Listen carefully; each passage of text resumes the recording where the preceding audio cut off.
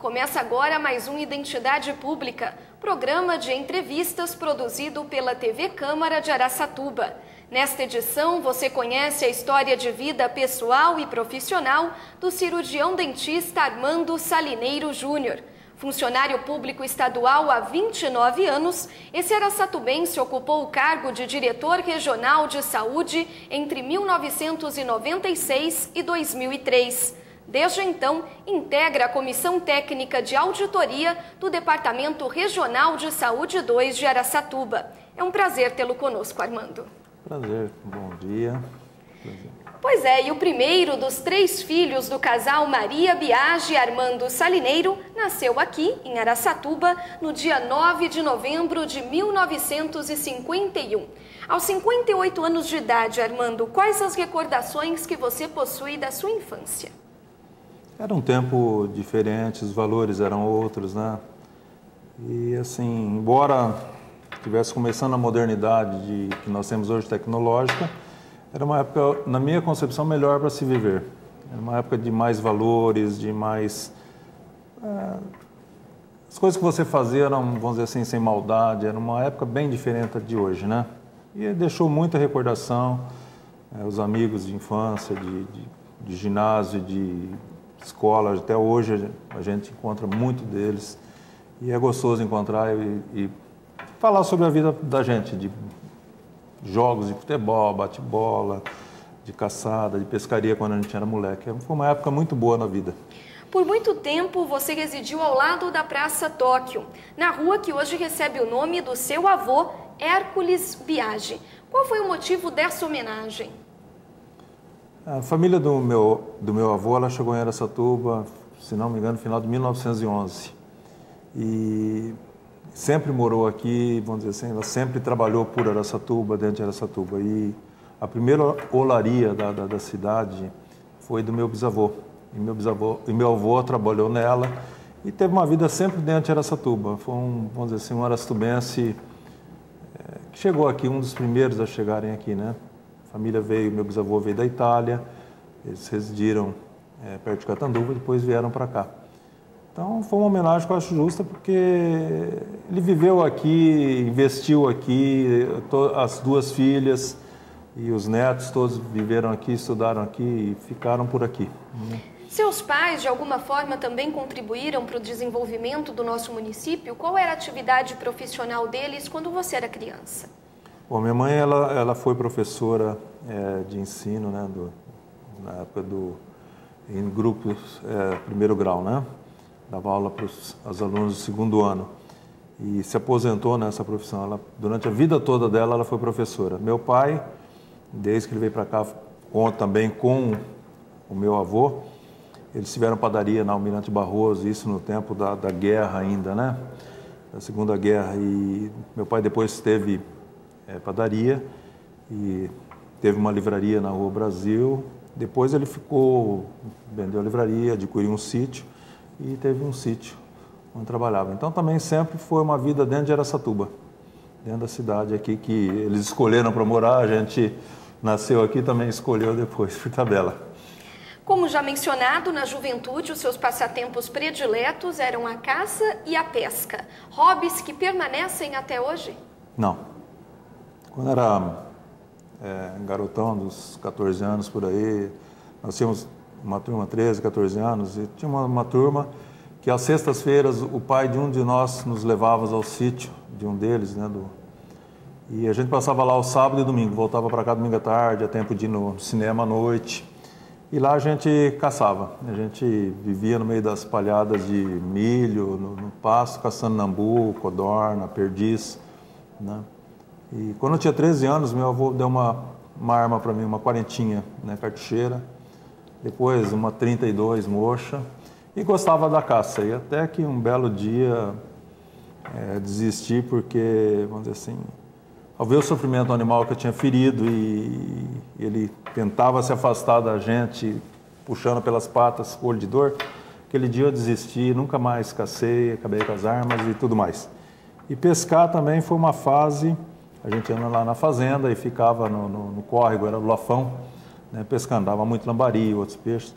E depois andei pescando no Pantanal, Miranda, no Rio Paraguai e outros rios também. E depois deixei de lado. Tem hoje ainda a tralha de pesca toda lá, carretilhas, varinhas, tudo guardada, pronta para usar, mas afastei. Aí comecei a fazer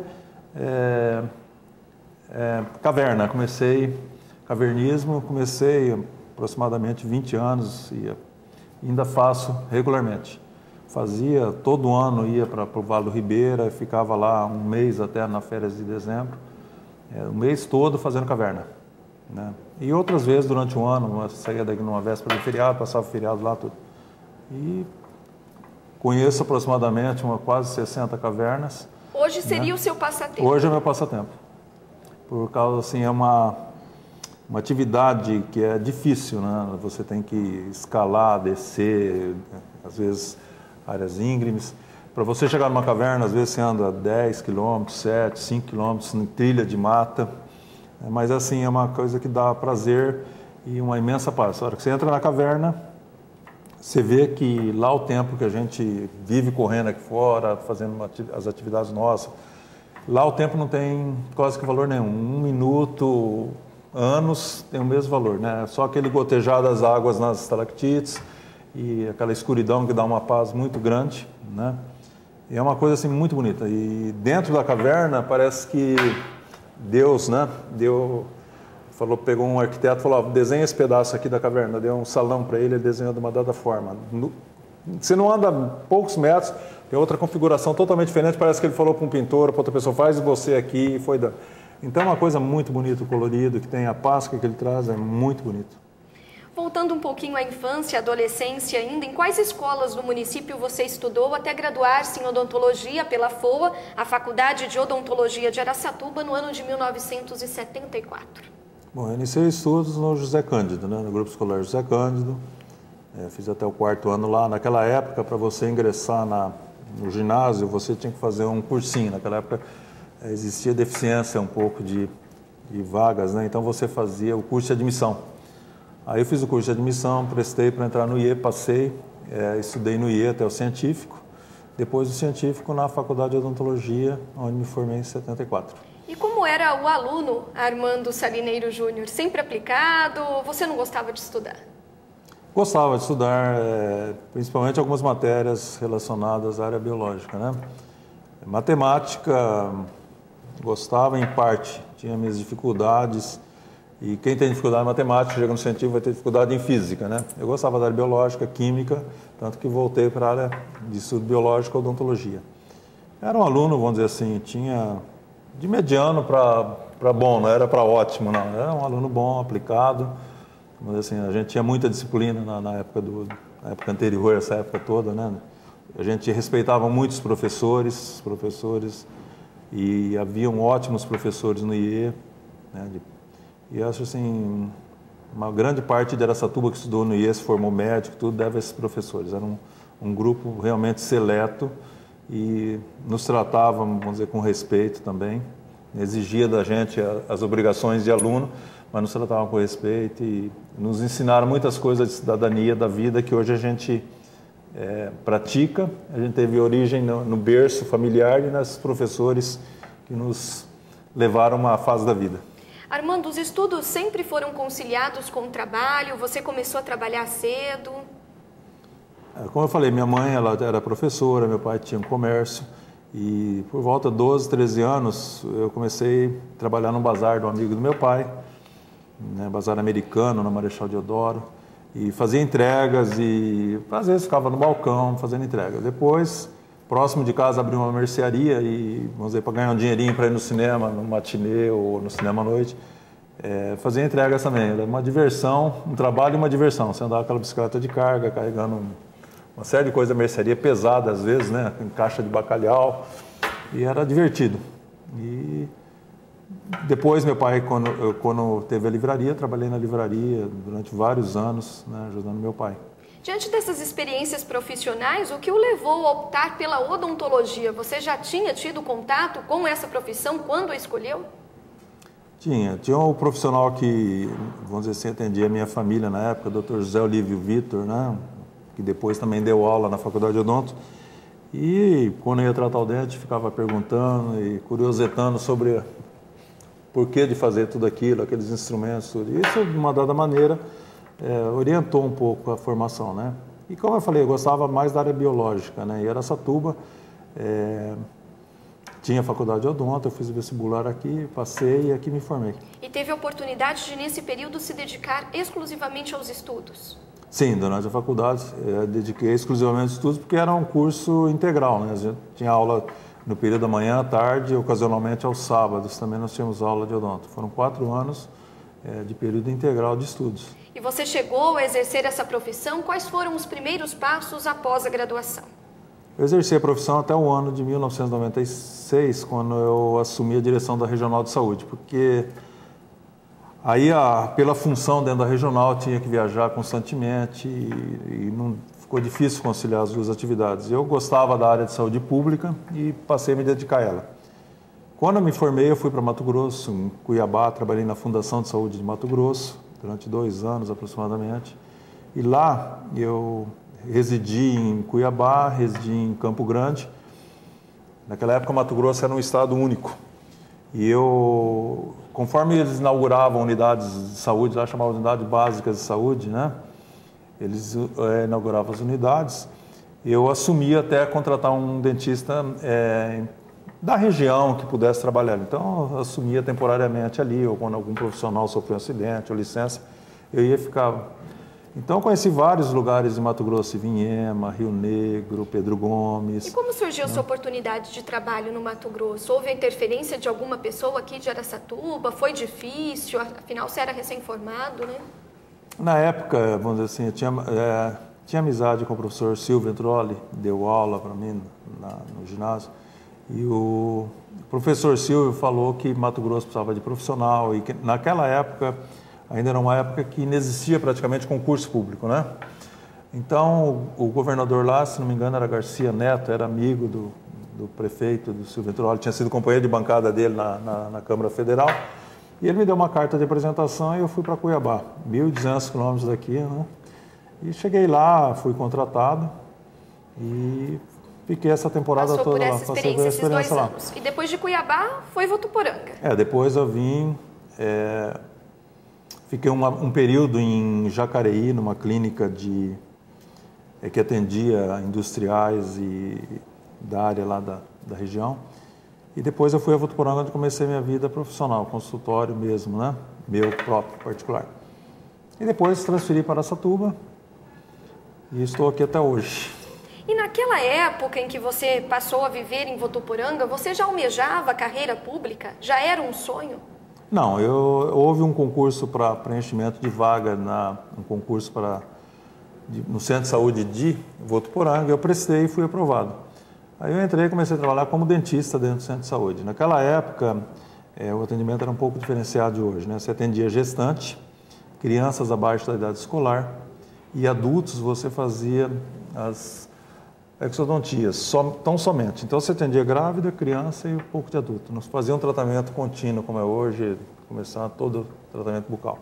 Por quê? Porque os grupos tinham dentista escolar, o Centro de Saúde e, vamos dizer assim, o antigo INAMPS, né, ele atendia a parte dos adultos nos seus consultórios. Então o Estado fazia alguma coisa.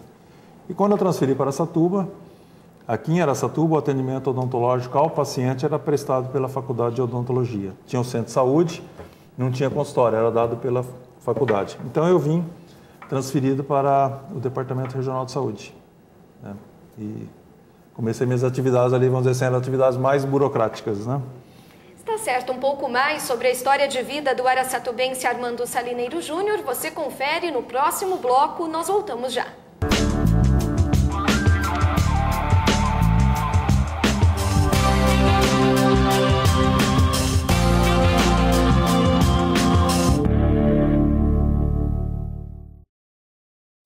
Feijão com arroz, no mexido feijoada baião de 2. Arroz com feijão, essa mistura construiu uma nação. Coma seu caruru, seu acarajé, tome seu tacacá, seu chimarrão. Prove o que há de bom em sua região, só não esqueça, meu amigo, do arroz com feijão. Coma feijão com arroz. Feijão com arroz é Brasil que dá gosto. Uma campanha, Ministério do Desenvolvimento Social e Combate à Fome. Brasil, um país de todos. Essa mistura construiu uma nação. O Graac sabe onde quer chegar, por isso já conquistou tantas coisas, como esse monte de sorrisos. Ele sempre correu atrás dos seus sonhos. Muitos viraram realidade, como o seu hospital altamente especializado. Muita gente faz parte disso, porque a cura do câncer é uma causa nobre e precisa avançar ainda mais. Essas crianças sonham com o futuro. E para esse futuro acontecer, deixa a causa te abraçar. Graac, combatendo e vencendo o câncer infantil.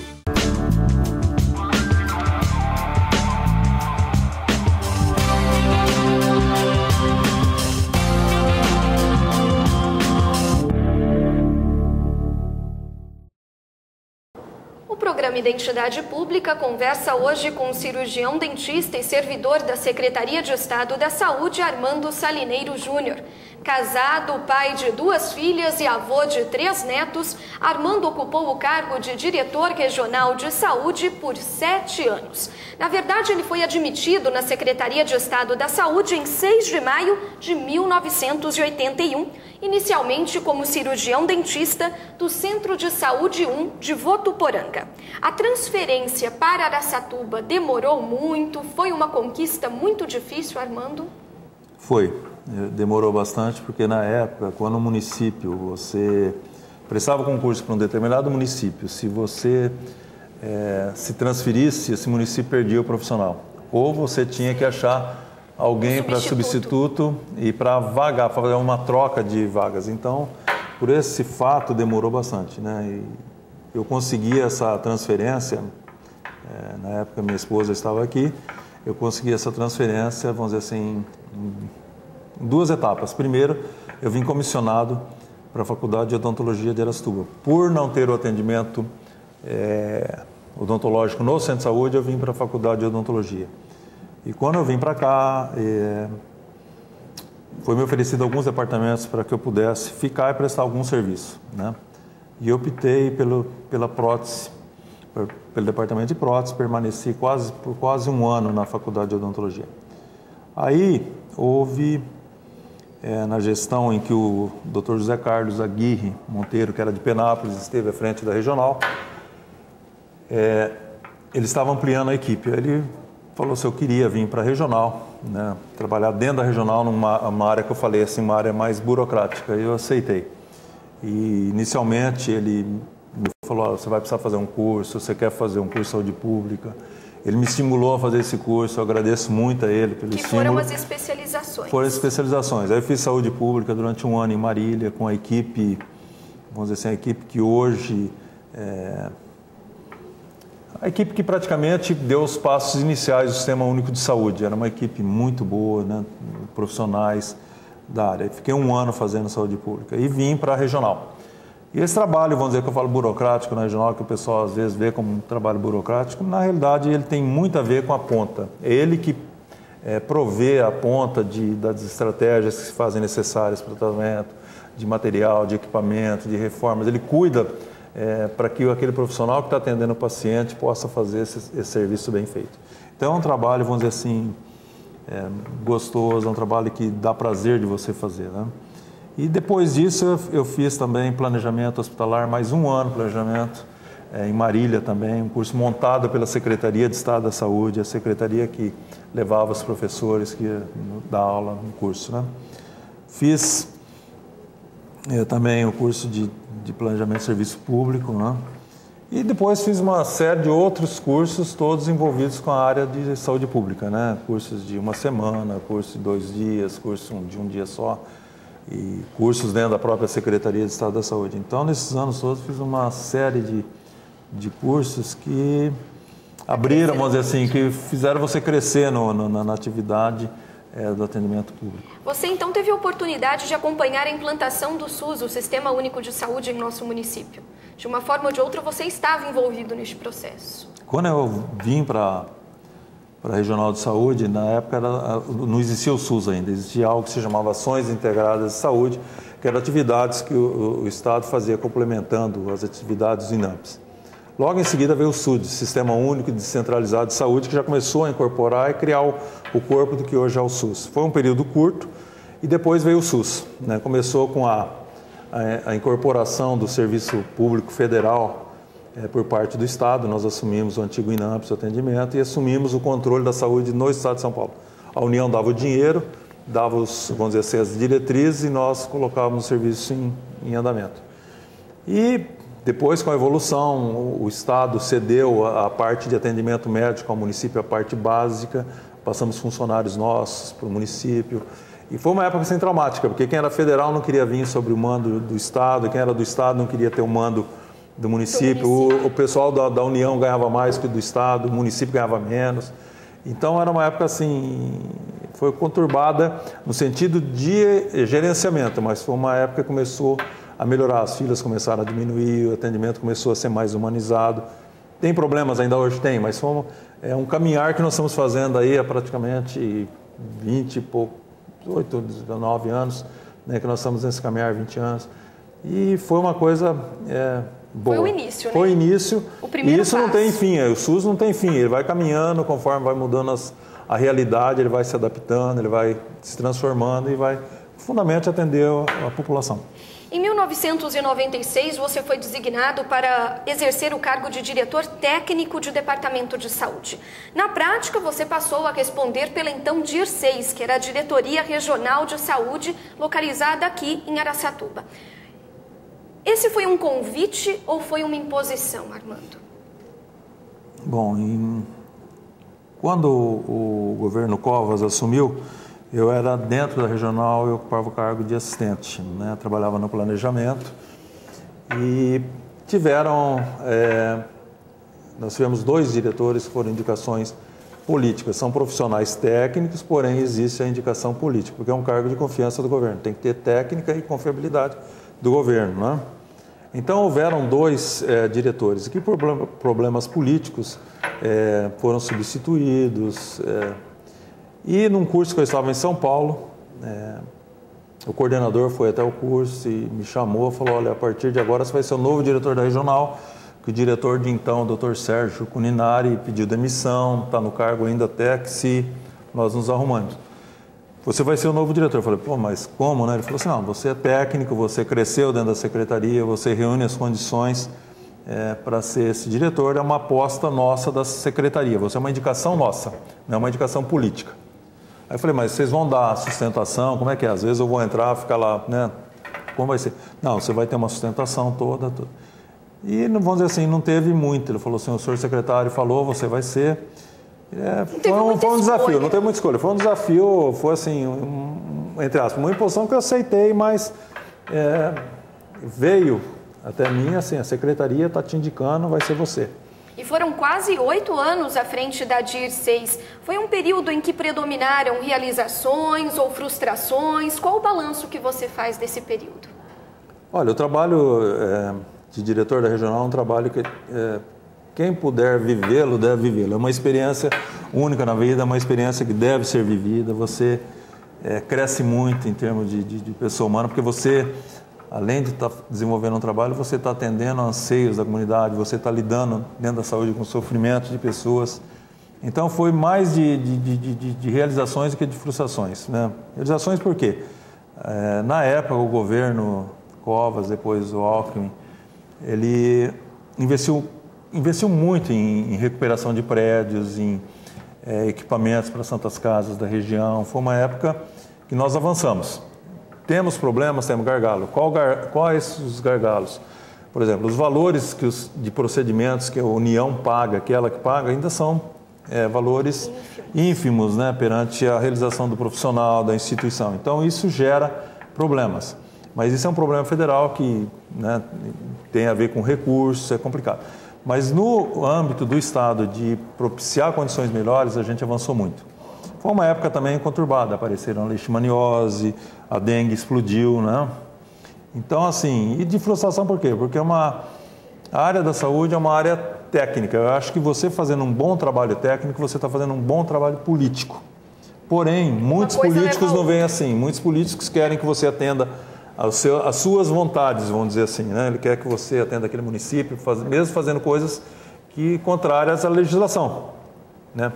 E existe ainda, vamos dizer assim, de uma dada maneira, um favorecimento a grupos e tendências de favorecimento. Não vou dizer de paciente, porque o paciente que às vezes vai atrás de um deputado, de um vereador para fazer uma cirurgia, ele está fazendo isso por quê? Porque ele já bateu em várias portas e não teve jeito. E ele precisa fazer aquela cirurgia, não é para ficar com uma cicatriz, falar, fiz uma cirurgia, porque ele tem dor, ele está tendo algum desconforto, não pode trabalhar. Então, uma coisa assim que quando você resolvia nesse aspecto de atendimento de paciente, você conseguia introduzir esse paciente no hospital, fazer com que ele fizesse essa cirurgia mais rápido, isso dava um enorme prazer. E, vamos dizer assim, e muitas são as pessoas que hoje te encontram e falam, pô, obrigado, não é obrigado por mim, eu só dei a condição para que o médico fizesse e intermediei para que você pudesse atender. Você tem que agradecer o médico lá, o atendimento SUS. Nós fomos um atalho. Uma ponte. Né? Então, nesse aspecto dá prazer. E o desprazer é esse político, que à medida que você contraria a vontade, você, vamos dizer assim, de uma dada maneira, você é atacado e vão tirar você e começa as pressões. Não é pelo trabalho, às vezes, técnico. Se você fizesse uma coisa errada e caísse por causa daquela coisa errada, ótimo, não tem problema. Mas você, às vezes, da maneira como você sai, não digo só em relação a mim, outros diretores passaram por esse problema, trabalhavam de uma maneira correta e por inferências políticas eram removidos do cargo num belo dia. E como foi a sua saída? Você foi exonerado desse cargo em maio de 2003 e desde então foi nomeado para a função de auditor em saúde. O que motivou essa mudança e como foi essa mudança, né? Bom, a mudança na época, entrou o governo Alckmin, o secretário de saúde, então, o Dr. Guedes, ele deixou a secretaria de saúde, entrou o Dr. Barradas e permaneceram os diretores. Foram havendo algumas substituições. E aqui no caso de Araçatuba, na época, nós tivemos quase 5 mil casos de dengue, né? Tivemos 3 mortes de leishmaniose. Foi o período em que a dengue foi um período explodiu. explodiu. E como diretor de regional de saúde, a gente tinha que exigir dos municípios algumas coisas, né? Eles pactuavam com o Estado, recebiam recursos do Estado para isso, então a gente tinha que cobrar algumas coisas deles. E aqui no caso de Araçatuba, tivemos uma administração, vamos dizer assim, dentro da Secretaria Municipal de Saúde, que a gente teve que cobrar e o prefeito tomou o lado, lógico, da Secretaria Municipal dele. Então, fomos falar dos casos de dengue, da leishmaniose, tinha R$2 milhões parados no Banco do Brasil, que era para ações educativas da AIDS, parado. A AIDS não dá em banco, então fomos cobrar. Tivemos uma inferência política e que chegaram ao secretário. O secretário também já estava em fase de ajuste de nova equipe dele, aproveitou e vamos sair. Foi traumático para você? Não foi traumático, foi assim, você fica chateado porque você está desenvolvendo um trabalho, você tem uma equipe, você tem um rumo que você está tomando. O Dr. Guedes, secretário de então da Saúde, ele dava autonomia para os seus diretores, dentro da legislação, dentro daquilo que o Estado queria, ele dava autonomia para os diretores trabalharem a sua região por causa das características próprias da região. Então, você tinha um trabalho que você acreditava e, de repente, você deixou. Não é assim, você fica chateado pela maneira, mas não traumatizado. Acho que tudo tem um tempo. Eu falei, é uma experiência única que deve ser vivida, não deve ser repetida. Uma vez só na vida está bom demais. Dá desgaste pessoal, dá desgaste familiar. Às vezes você não tem tempo para se dedicar à família. Mas foi importante para o seu crescimento pessoal. Foi importante. Isso, vamos dizer assim, tanto que eu continuo na saúde, continuo hoje acreditando... Hoje como auditor em saúde. Hoje como auditor, é uma área mais técnica. Aquilo que você fazia politicamente, vamos dizer assim, como diretor, de cobrar algumas coisas, você faz tecnicamente. Você vai à instituição, prepara um relatório. Muitas vezes o auditor ele é visto como, vamos dizer assim, como uma pessoa ruim, um policial não é. O trabalho não é policialista. Erros existem, mas, às vezes pela interpretação da legislação, por uma série de fatores, são erros sanáveis e você vai lá para orientar essa coisa, é lógico. Você vai, detecta as falhas ou possíveis falhas, você orienta, faz um relatório, você monitora daí 6 meses, vê se está sendo posto em prática aquilo que a legislação exige. E geralmente tudo se acerta de uma maneira técnica. Você vai melhorar a situação da saúde, né? Procurar melhorar, exigir mais, tirar mais daquele serviço que já existe. E hoje, quando você não está trabalhando, além das cavernas, o que lhe dá prazer? As pessoas amigas, a família e, vamos dizer assim, eu tenho um pequeno orquidário, né? Embora ultimamente não tenha tempo para cuidar dele como ele deva, né? passar os adubos, inseticidas, fazer os replantes das plantas, mas dá prazer, é uma coisa que toma tempo. A casa da gente dá prazer, né? Em casa tem lá, hoje, 3 cachorros, 3 gatas, todos abandonados, que foram pegados, foram ser jogados. Isso dá prazer, dá trabalho, mas dá prazer. Então, é uma vida que você vai levando. Os netos, né? A filha, embora a gente também não tenha um convívio diário, né? Mas dá prazer, é a vida da gente. Está certo, essa entrevista chega ao fim e eu gostaria de agradecê-lo, Armando, pela presença, pela disponibilidade. Muito obrigada. Obrigado a você pela oportunidade, né? Por oportunidade de falar um pouco da gente, dos tempos, de recordar um pouco dos tempos da gente, que às vezes, muitas vezes, pela correria, você pouco se recorda, né? Foi bom isso, fazer esse passeio pela vida antiga, pela vida profissional, tudo muito bom. Eu que agradeço, obrigado. E termina aqui mais um Identidade Pública. Obrigada a você de casa pela audiência, um ótimo dia e até uma próxima oportunidade.